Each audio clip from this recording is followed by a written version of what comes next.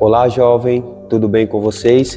Que a graça e a paz do nosso Senhor Jesus seja abundante em vossas vidas. Amém? Olha só, no vídeo de hoje nós faremos um breve resumo da nossa lição jovem da Escola Sabatina, cujo título é o altar e a palavra. E no texto-chave dessa semana, que está no livro de Colossenses, no capítulo 3, versículo 16, diz assim: habite ricamente em vós a palavra de Cristo.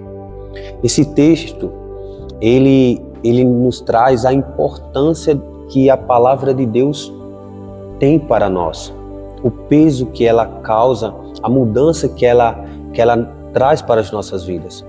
Mas falando um pouco a respeito dessa carta de Paulo aos Colossenses, essa carta, ela foi escrita por Paulo aproximadamente ali no ano 61, 62 depois de Cristo. Paulo também, em momento algum, ele teve algum contato com os colossenses, a não ser por notícias. E olha que interessante, quando Paulo estava preso em Roma, algumas notícias vieram até seus ouvidos, de que a igreja de Colossenses estava passando por um momento difícil. Mas que momento era esse? Era justamente o momento onde algumas heresias estavam surgindo no meio do povo de Deus. E quais eram os tipos de heresia? Por exemplo, a divindade de Cristo, E é por isso que Paulo ele resolve agora escrever essa carta e é uma carta belíssima. Vamos ver mais alguns detalhes dessa carta. Olha só, um dos detalhes dessa carta que Paulo escreveu aos Colossenses é que Paulo ele começa a carta dando graças a Deus, ao Pai, pelo fato da igreja de Colossenses ser uma igreja verdadeira, uma igreja que guardava a fé, que mantinha a fé em Cristo. Mas em um outro momento também, Paulo começa agora a trazer algumas advertências para alguns pensamentos que estavam fazendo parte também ali daquele grupo.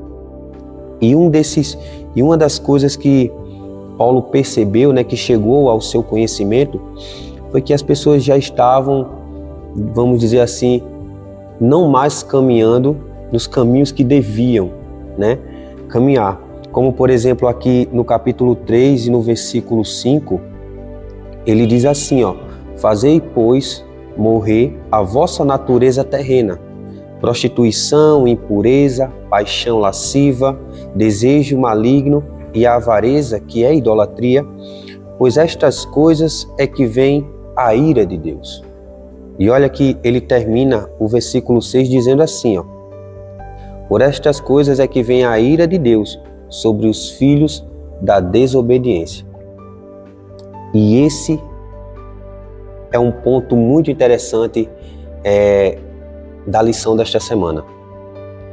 Porque o próprio capítulo 3, no capítulo 3, no versículo do 1 ao 3, diz assim: portanto, se ressuscitaste com Cristo, olhais para as coisas que são lá do alto, onde Cristo está assentado à destra de Deus. Pensai nas coisas que são lá do alto, não nas coisas que são daqui da terra. Por que Paulo falou isso?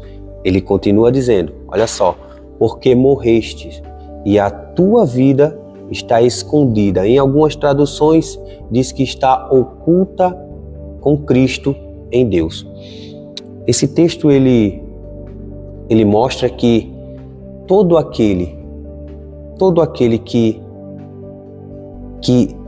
nasce no reino de Deus, ou melhor, como Paulo falou, que ressuscitou com Cristo, ou seja, no momento que você aceita Cristo e Cristo agora passa a ser o Senhor da sua vida, Paulo ele traz essa advertência de que a nossa vida agora tem que ser uma vida cujos nossos maiores pensamentos e objetivos sejam coisas celestiais. Por quê? Porque Satanás também, ele faz com que nos apeguemos muito às coisas terrenas. E é por isso que Paulo diz, olha, olhai para o alto, porque é lá onde Cristo está à destra de Deus. E ele continua dizendo, olha, esqueçam as coisas que são aqui da terra. E ele diz, porque morreste. Ou seja, o intuito de Paulo era que os cristãos da igreja de Colossos, eles se atentassem mais para as coisas que são eternas. Porque o próprio Paulo depois, em outras cartas, ele diz que as coisas desse mundo são transitórias e passageiras, mas aquilo que não se vê, essas sim são eternas. E essa é uma das grandes advertências que a gente encontra nessa lição. Mas olha só que interessante. No momento hipertexto dessa semana tem uma perguntinha lá que me fez pensar muito a respeito desse assunto. Olha só, a pergunta é: como podemos vencer os comportamentos pecaminosos que Paulo mencionou em Colossenses 3, do 5 ao 9, justamente os textos que lemos anteriormente. Como podemos vencer tais comportamentos? Eu acredito que o texto-chave da semana, ele traz justamente aquilo que nós precisamos. O quê? Que a palavra de Deus, ela possa habitar em nossas vidas ricamente. Porque somente com a palavra de Deus, somente com oração, com súplicas, é que nós conseguimos vencer todas as tentações, todos os problemas, as adversidades que muitas das vezes passamos. E Paulo, ele nos dá o maior exemplo quando preso com Silas, né? Ele ali agora começa a louvar. Ele começa a louvar. Esse é um dos grandes aprendizados que nós temos hoje.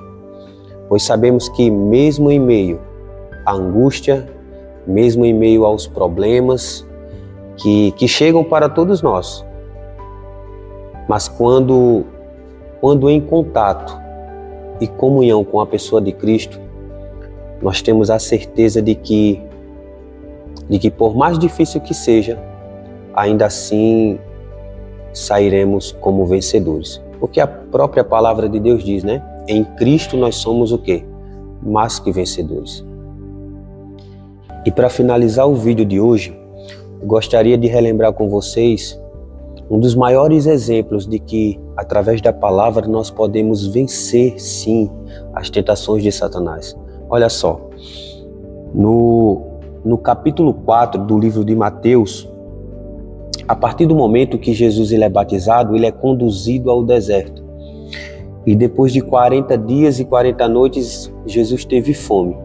E olha o que o relato bíblico diz. Então o tentador, aproximando-se, lhe disse: se és o Filho de Deus, manda que estas palavras se transformem em pães. Jesus, porém, respondeu: está escrito. Olha que interessante. Cristo fez uso da sua própria palavra. Ele disse o quê? Está escrito: não só de pão viverá o homem, mas de toda palavra que procede da boca de Deus. Cristo é o maior exemplo que nós temos de que através de sua palavra, através da oração, nós podemos ter uma comunhão genuína ao seu lado. Olha que interessante, né? O próprio Deus fez uso das suas próprias palavras para ser forte ali diante daquelas tentações. E eu pergunto a vocês por que nós não podemos fazer uso também delas. Então eu convido a você, jovem, que tenha a lição, que possam estudar, porque essa lição com certeza foi uma das melhores lições desse trimestre. Amém? Que Deus abençoe a todos vocês.